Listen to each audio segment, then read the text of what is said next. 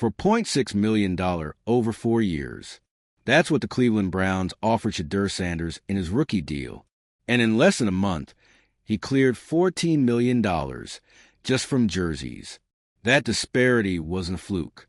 It was a seismic indictment of a broken system. The NFL's rookie salary scale was designed to control cost and limit leverage. Sanders blew it up overnight. The moment he signed the Nike deal, the old rules stopped applying. If you're into the real story and all the messy twists they don't show on highlight reels, go ahead and subscribe. And if you're sticking around to see how this Browns QB chaos plays out, you should definitely be subscribed. With Nike treating Sanders not as a hopeful, but as a proven media entity, his debut wasn't about proving worth. It was about monetizing inevitability. The deal scope reflects that shift, not just product endorsements, but total narrative stewardship. The prime equity clause embeds Sanders into the revenue loop, not as an accessory, but as a stakeholder. And that model is now a blueprint. What Sanders achieved is replicable, and that's what makes it dangerous to the league's status quo. 2 minutes ago, Shedeur Sanders just shook the NFL to its core. Not with a game-winning touchdown, not with a viral sideline quote, but with a signature, a pen to paper. A deal with Nike that instantly rewrites the rules of professional sports, branding, and athlete economics as we know them. This isn't your typical athlete endorsement. This is a full-blown cultural and commercial power play. Before Sanders has even started a full season in the NFL, a deal reportedly worth hundreds of millions, inked before he was even drafted, signals something way bigger than hype. Nike didn't just sign a quarterback. They bought into a human media platform, a generational brand, and a ready-made movement. The NFL? They didn't see it coming. Or worse, they did and tried to contain it. Sanders dropped to the 5th round of the draft, 144th overall. A player with global visibility, digital reach, and a multi-million-dollar commercial engine already up and running, taken behind prospects who likely never start a game.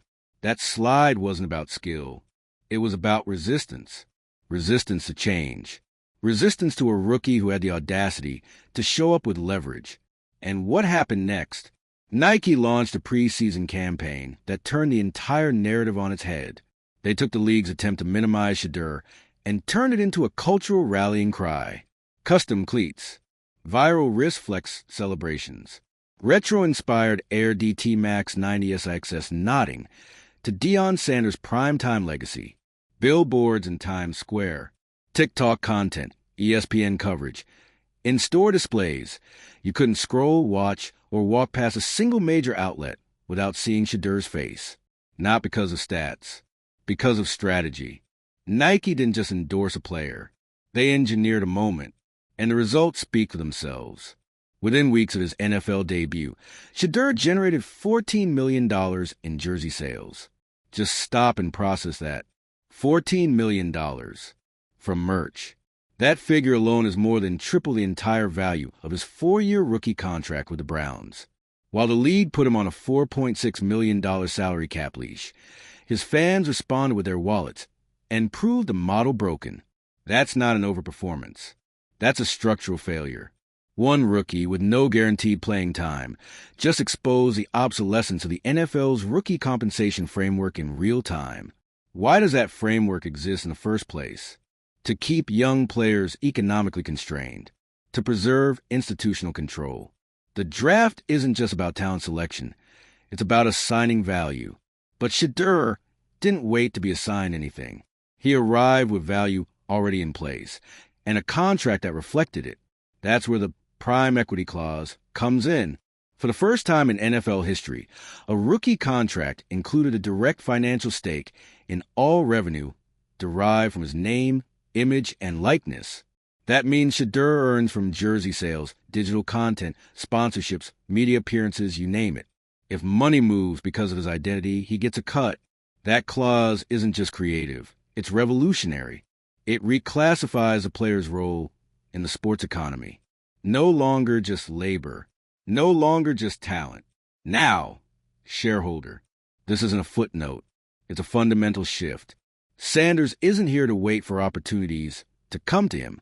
He's a co-architect of the ecosystem, a business within the business. And the league? still clinging to its outdated blueprint, hoping no one else notices the cracks. But everyone's noticed. Every fan, every player, every agent. And behind closed doors, teams are sweating because Shedeur's model doesn't just work, it scales. This isn't an unrepeatable anomaly. This is a replicable strategy. The moment future rookies see they can enter the league with brand equity, global reach, and a demand or ownership, the entire draft system starts to wobble. The NFL has always operated under the illusion that it's the gatekeeper. But Shedeur proved that gates don't mean much when you've already built your own city. And Nike? They didn't just watch this happen. They catalyzed it. By signing Sanders pre-draft, they bypassed NFL gatekeeping entirely. They didn't need the league permission to crown a new face of football. They made that call themselves. And it worked. The strategy here was clear. Don't treat Shedeur as a prospect. Treat him as infrastructure, as a fully formed cultural vehicle, a human platform that can deliver consistent engagement, narrative control, and cross-generational brand loyalty. That's why the campaign leans so hard into heritage and futurism.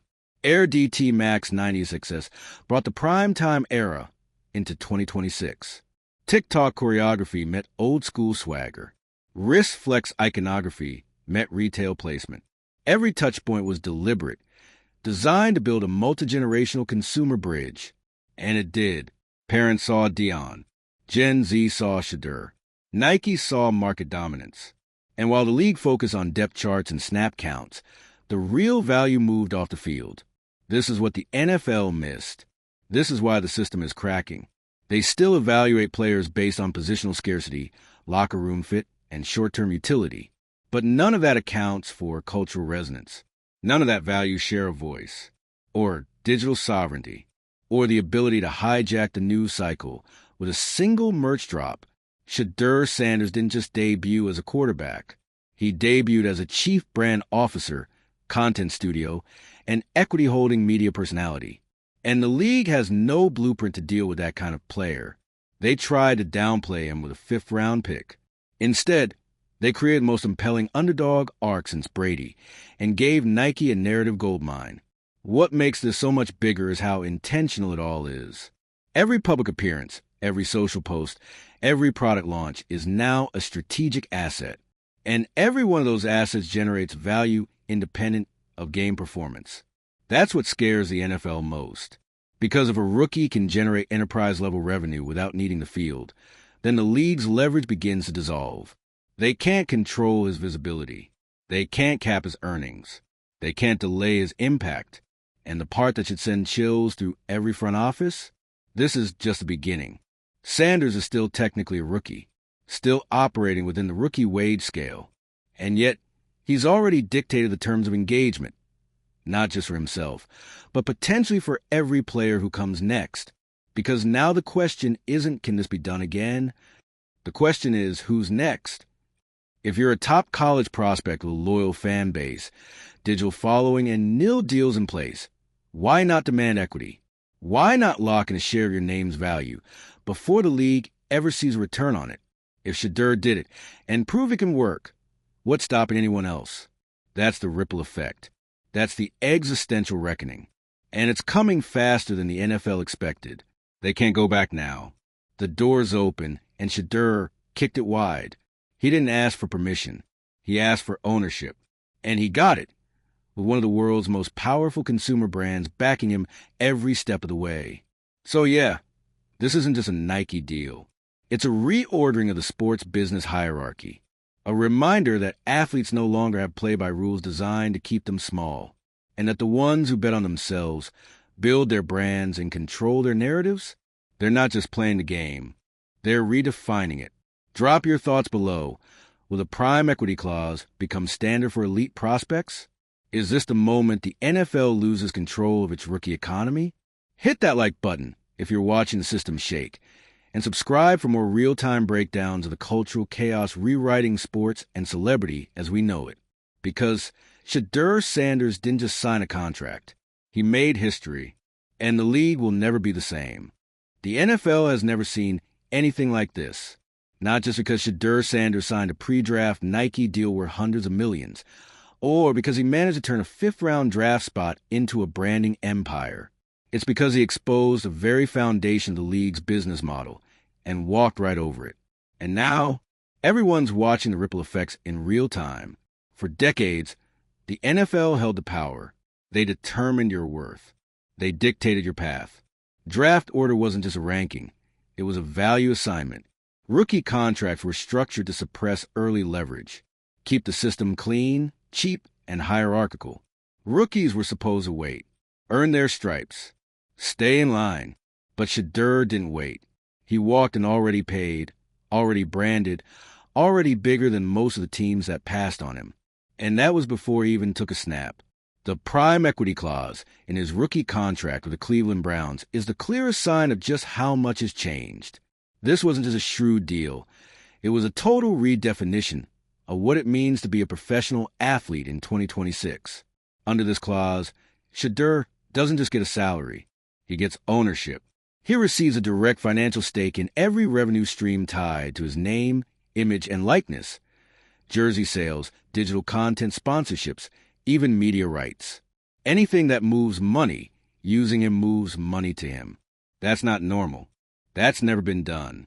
And the most wild part? He proved that clause works almost immediately. In just weeks, Sanders raked in $14 million in jersey sales. $14 million. That's 3 times more than the entire value of his 4-year rookie contract. Let that sink in. The league drafted him in the 5th round, paid him accordingly, and within a month, he out-earned his contract off merch alone. Not a single playoff appearance. Not a single accolade. Just a brand, a story, and a movement too strong to be ignored. And if you think this is a one-off, think again. This is a new model, and it's sending the league into panic mode. Because the NFL didn't just get caught off guard, they got exposed. Their entire rookie pay structure, long designed to keep players under team control for cheap, now looks outdated, archaic, even exploitative. Because Shedeur isn't asking the league for opportunity. He brought his own. He didn't need the league spotlight. Nike gave him Times Square. He didn't wait for a primetime game. He launched a viral TikTok campaign. He didn't need an all-pro nod. He dropped a retro sneaker line that connected generations. All before his first completion. Nike didn't just invest in Shedeur as an athlete.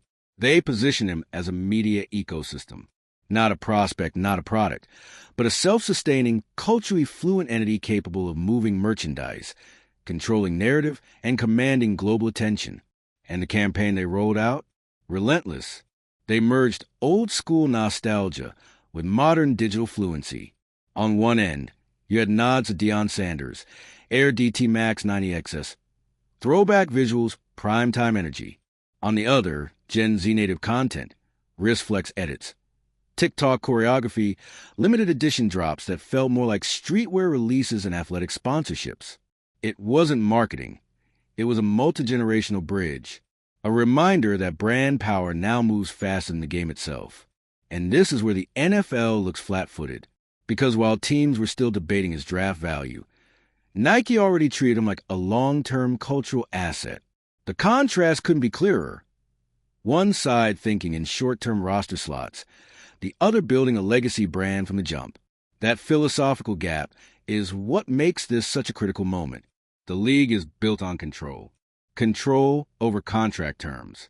Control over visibility. Control over who gets to be the face of what. But Shedeur entered the league with all of that already in place, and none of it granted by the NFL. That's what's so destabilizing. The league can't scale this. They can't replicate it, because this wasn't about stats. It was about storytelling. And Sanders' story hit every mark. The legacy son of a Hall of Famer, passed over by the system, signing a revolutionary deal with Nike, then turning that draft day slight into an enterprise. It's an origin story you can't manufacture, and one the league had no hand in shaping. They tried to keep him small. Instead, they supercharged his brand. And that's what the NFL can't contain. Because now, every rookie sees what's possible. You don't need to be the number 1 pick. You don't need to wait 4 years for a decent contract. If you have the narrative, the vision, and the team around you, you can walk in as a stakeholder, not just a player. Shedeur wasn't waiting to be discovered. He arrived prepackaged and profitable, and the playbook has officially changed. Teams now have to rethink everything. Scouting reports won't just measure arm strength. They'll measure brand velocity. Draft boards won't just compare athletic potential. They'll evaluate media potential. Negotiations will shift from base salary to revenue share, from incentives to IP ownership. And that's before you even consider the domino effect across the league. If Shedeur Sanders just made $14 million off jersey sales, why would the next breakout rookie accept less? Why would agents settle for the old terms? Why wouldn't more prospects push for a prime equity clause of their own? The NFL isn't just looking at a one-time disruption. They're staring down a systemic evolution. And honestly, they're not ready, because they've never had to compete with players as equals. They've always had the power. But Shedeur came in with more power than most of the franchises that passed on him. That's the existential crisis brewing under all of this. The idea that the league no longer owns a stage. That a single player, backed by a brand like Nike, can outperform a machine designed to control him. And the crazy part? This didn't require some master plan from a billionaire owner or a renegade franchise.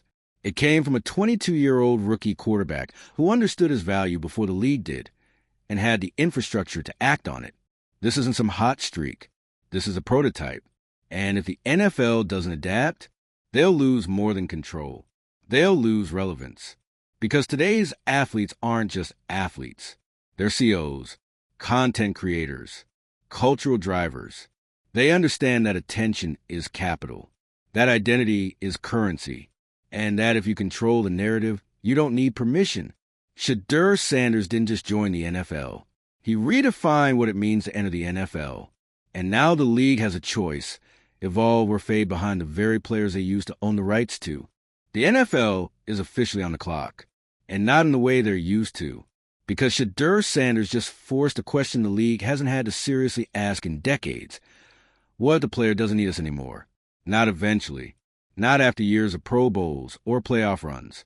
But right now, from day one.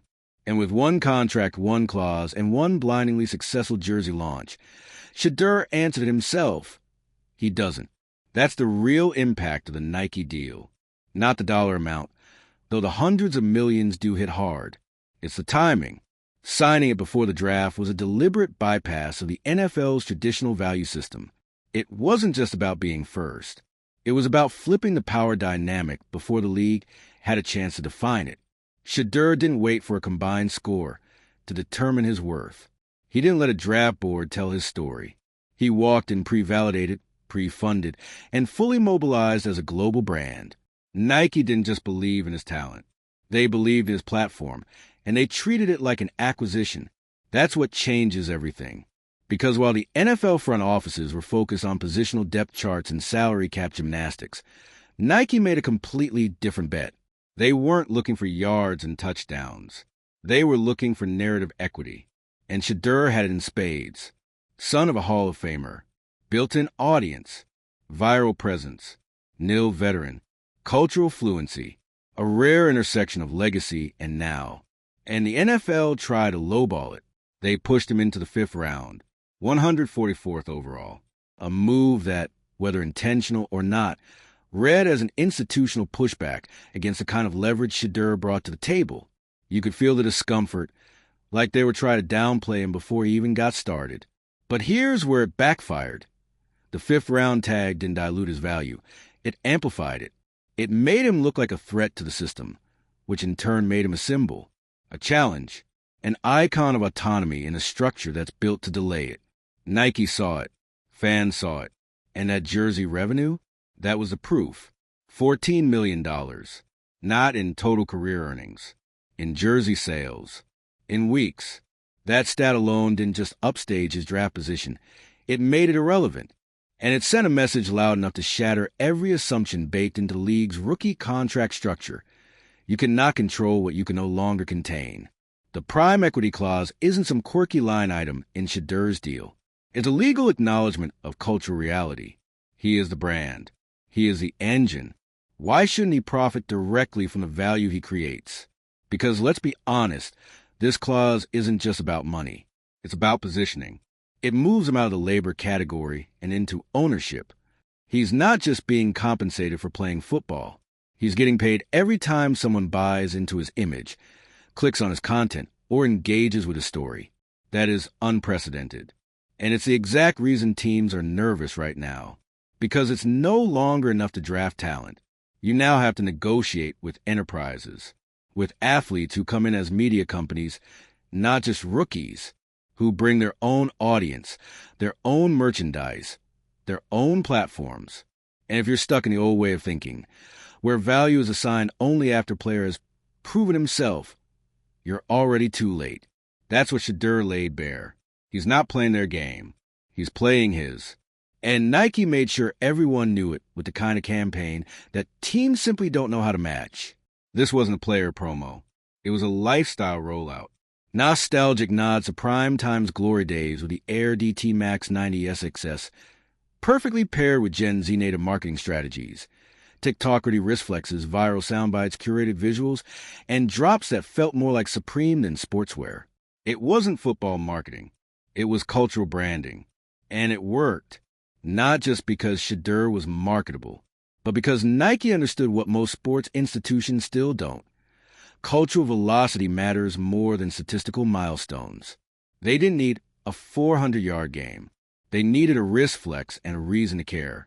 This is why the NFL feels so out of sync. They're still trying to figure out how to capitalize on a player's virality after it happens. Meanwhile, Shedeur and Nike are manufacturing on demand. That's the gap. And it's only getting wider. Because the league can't control Shedeur. They can't gatekeep his success. The fans already voted, with their clicks, their views, and their wallets. And what they said was clear. This player matters before the league says he should.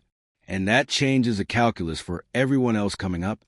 Every top college athlete now sees a path that doesn't require waiting, doesn't require permission. If you built your brand, nurture your audience, and partner with the right people, you can enter the league not just as a player, but as a partner, a co-owner in your own journey. That's what Shedeur has become. And whether the NFL likes it or not, there's no going back. Let us know how you see it. Will more rookies follow this blueprint? Is the NFL ready to evolve? Or are they holding on to a system that's already been outpaced? Drop a comment. Hit like if you're here for this massive shift. And subscribe to follow the real stories shaping the future of sports, media, and power. Because Shedeur Sanders didn't just sign a Nike deal. He flipped the entire model on its head. And now, everyone else is scrambling to keep up.